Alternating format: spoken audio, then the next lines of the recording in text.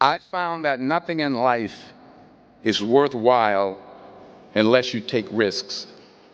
Nothing.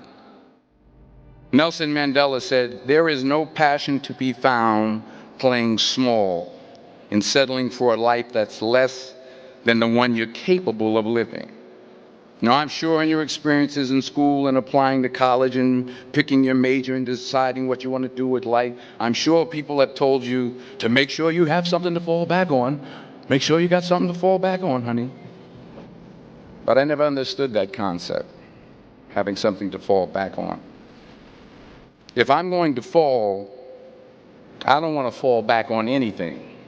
I want to fall forward. I figure at least this way I'll see what I'm going to hit. Without consistency, you'll never finish. So do what you feel passionate about. Take chances.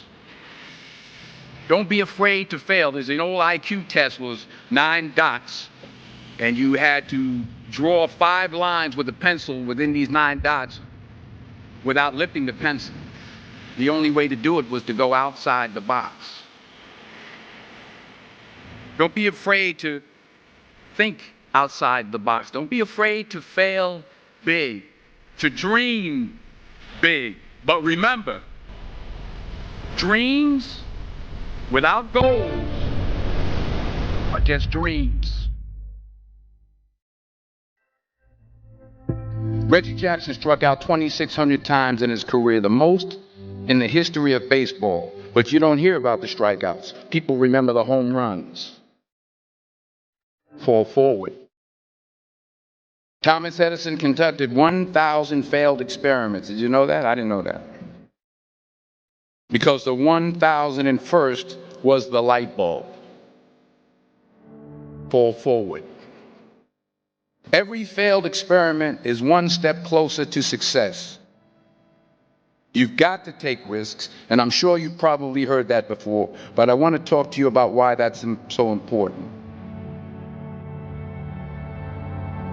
You will fail at some point in your life. Accept it. You will lose. You will embarrass yourself. You will suck at something. There's no doubt about it. And I know that's probably not a traditional message for a graduation ceremony, but hey, I'm telling you, embrace it, because it's inevitable.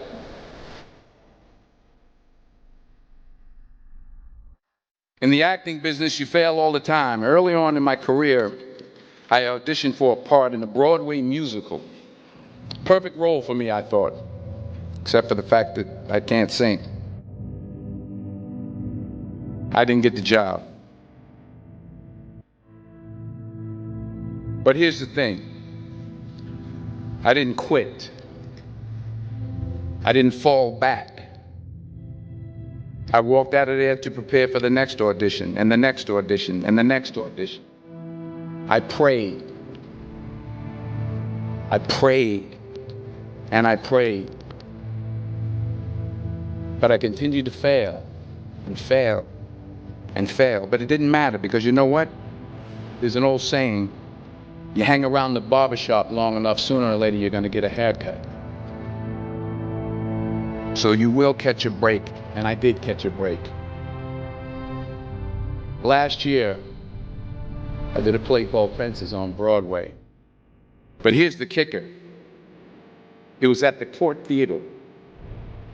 It was at the same theater that I failed that first audition 30 years prior. The point is, every graduate here today has the training and the talent to succeed. But do you have the guts to fail?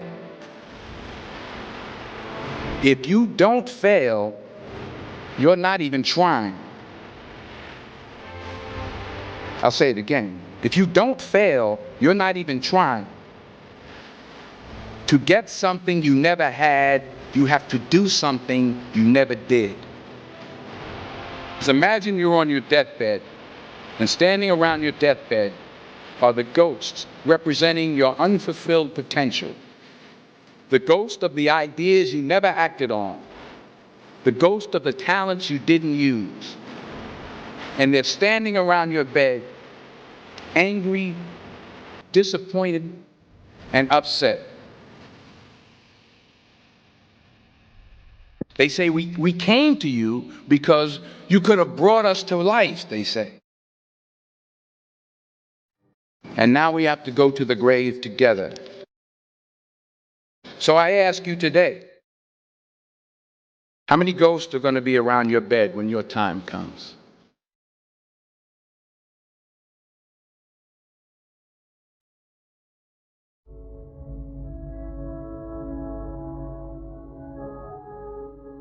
I just got back from South Africa. It's a beautiful country, but there are places there with terrible poverty that need help. And Africa is just the tip of the iceberg. The Middle East needs your help. Japan needs your help. Alabama needs your help. Tennessee needs your help. Louisiana needs your help. Philadelphia needs your help. The world needs a lot, and we need it from you. We really do. We need it from you young people. I mean, I'm not speaking for the rest of us up here, but I know I'm getting a little grayer. We need it from you, the young people, because remember this. You got to get out there. You got to give it everything you got, whether it's your time, your talent, your prayers, or your treasures. What are you going to do with what you have? I'm not talking about how much you have. Some of you are business majors. Some of you are theologians, nurses, sociologists. Some of you have money. Some of you have patience. Some of you have kindness. Some of you have love. Some of you have the gift of long suffering. Whatever it is, whatever your gift is, what are you going to do with what you have? All right, now here's my last point about failure. Sometimes it's the best way to figure out where you're going. Your life will never be a straight path.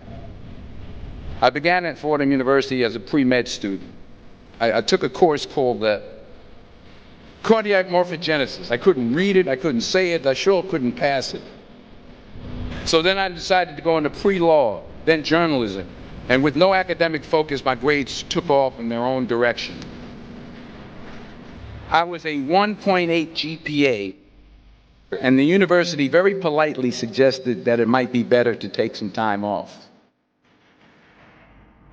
I was 20 years old. I was at my lowest point. And then one day, and I remember the exact day, March 27th, 1975, I was helping my mother in her beauty shop. My mother owned a beauty shop up in Mount Vernon. And there was this older woman who was considered one of the elders in the town. And I didn't know her personally, but I was looking in the mirror, and every time I looked at the mirror, I could see her behind me, and she was staring at me. She just kept looking at me. Every time I looked at her, she kept giving me these strange looks. So she finally took the dryer off her head and she said something I'll never forget. She said, "Young boy, I have a prophecy, a spiritual prophecy." She said, "You are going to travel the world and speak to millions of people." And in the years that followed, just as that woman prophesied, I have traveled the world and I have spoken to millions of people through my movies. Millions who up till this day couldn't see me. Who up till this day I couldn't see while I was talking to them, and they couldn't see me. They could only see the movie. They couldn't see the real me. But I see you today, and I'm encouraged by what I see. And I'm strengthened by what I see. Because taking risk is not just about going for a job. It's also about knowing what you know and what you don't know. It's about being open to people and to ideas. The chances you take, the people you meet, the people you love, the faith that you have, that's what's going to define you. Never